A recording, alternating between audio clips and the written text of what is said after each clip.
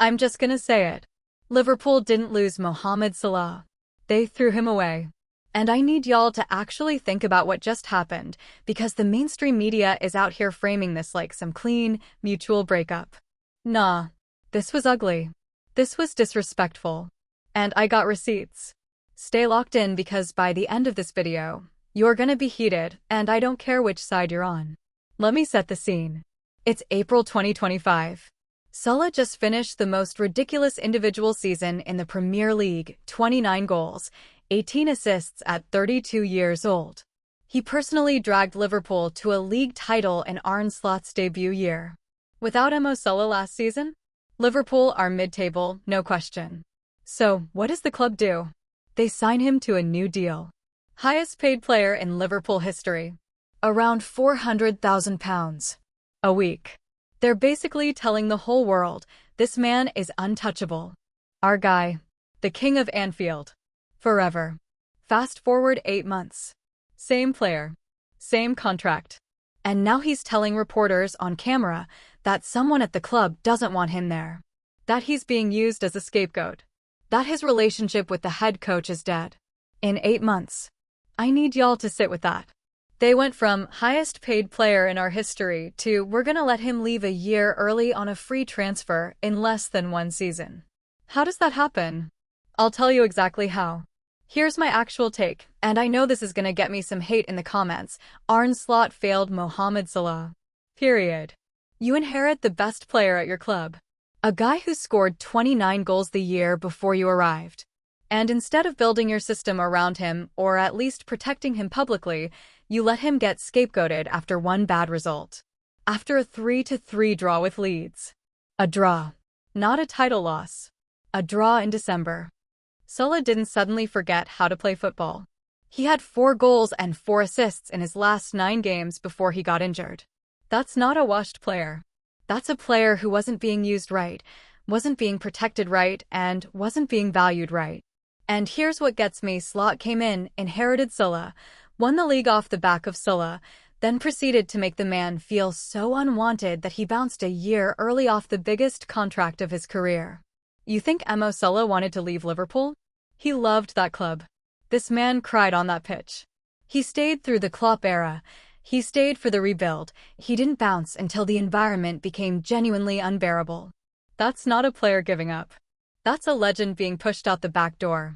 And real quick, because some of y'all might be like, bro, calm down, he's 33. Let me just absolutely destroy that argument with numbers.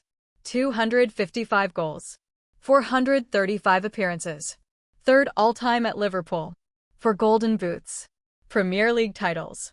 Champions League. Club World Cup. FA Cup. He is statistically one of the 5 greatest players in Premier League history. You don't casually throw that in the bin at 33 because one season got rocky. That's not how you treat a legend. That's not how you treat a human being. Okay, so, where does the Egyptian king land? Because right now, the whole soccer world is a bidding war and Salah is sitting at the top of the auction block with 0 asks. Free transfer. No fee. Whoever gets him just robbed Liverpool in broad daylight. Saudi Arabia, Al Ittihad. This is the frontrunner right now, and honestly, I get it from a money angle. They tried to sign him for $200 million back in 2023. He said no. Now he's free. They're salivating. His old Liverpool teammate Fabinho is already there. The bag would be absolutely obscene. But here's the thing, if Salah goes to Saudi Arabia, I think in 5 years we're gonna look back and call it a mistake. Not because the money ain't real, but because this man can still compete at the highest level. Sending him to the Saudi League at 33 would be like benching LeBron in his prime just because he got a little older. The talent is still there. The stage just got smaller. MLS, San Diego FC. The MLS commissioner literally said on record he would love to see Salah in America. San Diego FC is owned by a British-Egyptian billionaire and is out here trying to make noise. And with the World Cup coming to the US this summer, the timing would be unreal for the league. But Egypt's own national team director said, and I'm not making this up, that Salah going to MLS would make people forget he even existed. That's a little harsh, but the point stands. Back to Roma? PSG? Bayern? These are all floating around, and honestly, any of these would be cold. If Salah wants one last run at a European trophy, PSG or Bayern would be the move. The Roma return would be the sentimental arc. Any of those options keep him in the spotlight. Any of those options keep us talking about him for another 2 or 3 years. Look, I'm gonna keep it a buck with y'all for a second. I grew up watching Mo Salah. Like a lot of us did.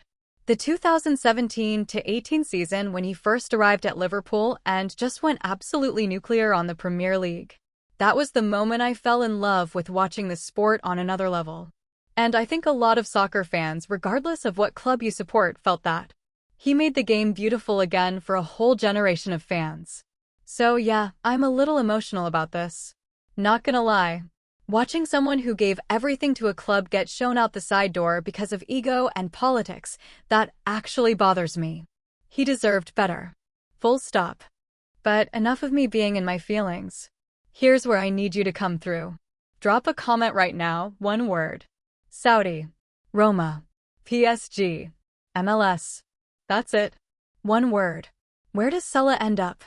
I'm personally predicting Saudi Arabia, and I think he's gonna regret it within 18 months.